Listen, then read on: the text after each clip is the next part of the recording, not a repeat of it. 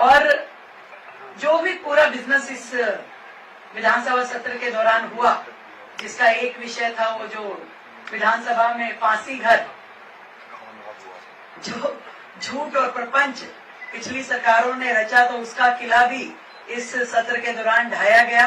सदस्यों ने इसमें भी पूरी चर्चा की और कोई तथ्य बिना पिछली सरकारों ने जिस तरीके से जनता की भावनाओं के साथ खेला, एक प्रवृत्ति रही पिछली सरकार के मुखिया की कि जनता की भावनाओं के साथ खेलते हुए किसी भी हद तक चले जाना।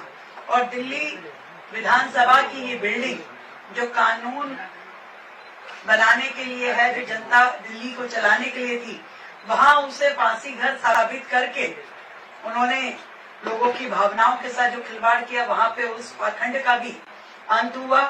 ये भी एक अच्छा विषय रहा। कभी भी 280 पे इस तरह की चर्चाएं पिछली सरकार के समय में नहीं होती थी। जो भारतीय जनता पार्टी की सरकार ने डेली 1 घंटा 280 पे चर्चा होना अपने आप में एक ऐसा विषय था जिसमें सभी माननीय सदस्यों ने अपने क्षेत्र की समस्याएं वहां कही, और वो सारी जितने भी विषय वहां आए थे हमने विभागों को भेज दिए हैं। उनका जवाब उन सभी माननीय सदस्यों को दिया जाएगा। एक बेहतरीन लोकतांत्रिक पद्धति का अनुपालन करते हुए दिल्ली सरकार काम कर रही है। मुझे खुशी है कि शिक्षा के इतना बड़ा बिल जो वर्षों से लंबित था, उसको इस अपने पहले ही मानसून सत्र में हमने इसे पास किया और जनता को एक बड़ा सुकून इसमें मिला है। पूरी दिल्ली भर से पेरेंट्स का धन्यवाद सरकार को मिल रहा है। लगातार जनहित में अनेकों पॉलिसी रिफॉर्म सरकार कर रही है और इसी प्रकार आगे भी करती रहेगी।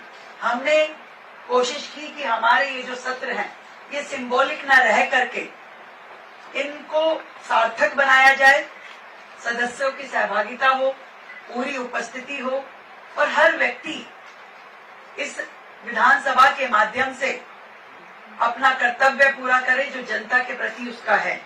तो मैं आप सबके माध्यम से यही कहना चाहती हूँ कि ऑपरेशन सिंदूर से शुरू हुआ ये सेशन और सीएजी रिपोर्ट तक चला।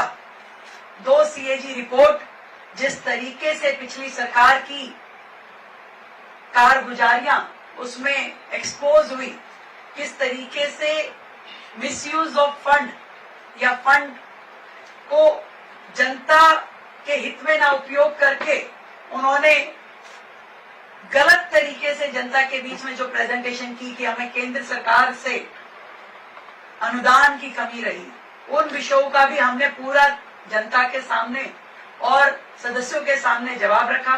कब कब केंद्र सरकार ने कितनी कितनी फाइनेंशियल असिस्टेंस दी और दिल्ली सरकार ने उसका किस तरीके से दुरुपयोग किया। यमुना सफाई के नाम पे फंड मिला तो उसमें काम नहीं किया, अमृत योजना में फंड मिला तो उसमें कूड़े के पहाड़ इत्यादि का काम नहीं किया। और हर जगह उन्होंने यहाँ तक कि 52,000 करोड़ रुपए जो जीएसटी सेस के माध्यम से दिल्ली सरकार को मिले, उसका भी उपयोग का कोई यूटिलाइजेशन सर्टिफिकेट उन्होंने जमा नहीं कराया सरकार ने। इससे ये साफ पता चलता है कि पिछली सरकारें किस तरीके से जनता के पैसे का दुरुपयोग करती थी। और आज जब एक एक रुपए का उपयोग जनता के लिए हित के लिए किया जा रहा है, योजनाओं के ऊपर पूरी तरीके से अमल होना, क्रियान्वयन होना, ये सब आज की सरकार कर रही है। मैं ये समझती हूँ कि इसी तरीके से सरकार एक एक कदम आगे बढ़ाएगी और जनता के हित में निर्णय लेगी।